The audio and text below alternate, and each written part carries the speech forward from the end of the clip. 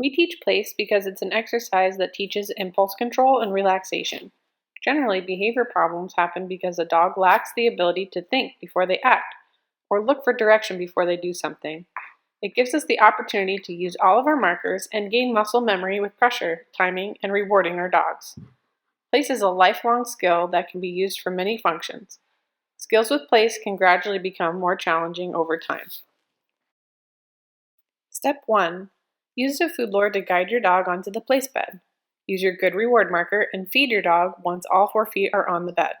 Immediately use your clicker or release word and feed the dog for coming off the bed. We just want to make sure the dog is comfortable with getting on and getting off. Once your dog is really comfortable getting on and off the bed, you can begin to name this exercise. Some of the exercise names we use are bed, mat, or place. You want to feed your dog several times and build some duration for your dog being on the bed using your good reward marker several times instead of just once. Release your dog with the release word or the clicker before they get off on their own. Remember to feed your dog if you use your clicker.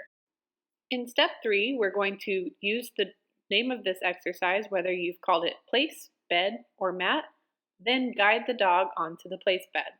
We're going to use our good reward marker and feed once they get on, and then we're going to begin to move around the place bed. Anticipate that your dog is going to step off and try to follow you. As soon as your dog's foot hits the floor, you're going to use your no reward marker and pair it with steady leash pressure back towards the bed. As soon as the dog's feet are back on the bed, release the leash pressure, and you can use your good reward marker as well. We want to essentially communicate with both our verbal markers and the leash at the same time. Release the dog from place using your release word or your clicker before your dog has a chance to step off again. Remember, we want to pair our good reward marker and our no reward marker with the presence of leash pressure or the lack of leash pressure. When our dog is incorrect, they should hear the no reward marker paired with leash pressure, and when they become correct again, they should hear the good reward marker with the release of pressure from their collar.